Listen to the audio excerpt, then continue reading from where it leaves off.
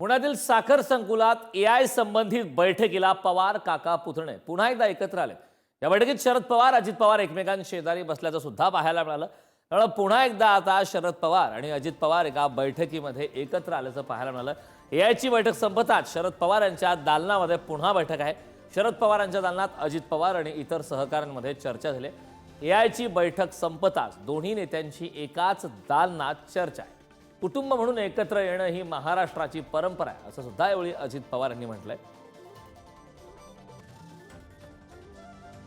परिवारातलं साखरपुड्याचा कार्यक्रम असला तर परिवार म्हणून एकत्र येतात ही महाराष्ट्राची संस्कृती परंपरा आहे। ही वर्षानुवर्ष चालत आलेली आहे।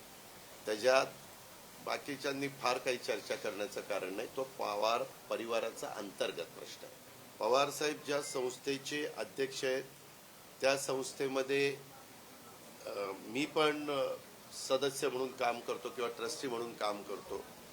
उद्याच्याला आम्ही तिथे जातो ते उपमुख्यमंत्री म्हणून जात नाही। नवीन शिक्षण कशा पद्धतीने आपण त्या मुलांना मुलींना देऊ शकतो, त्याच्याकरता फंड्स कसे उभे करू शकतो म्हणून ती मीटिंग होती।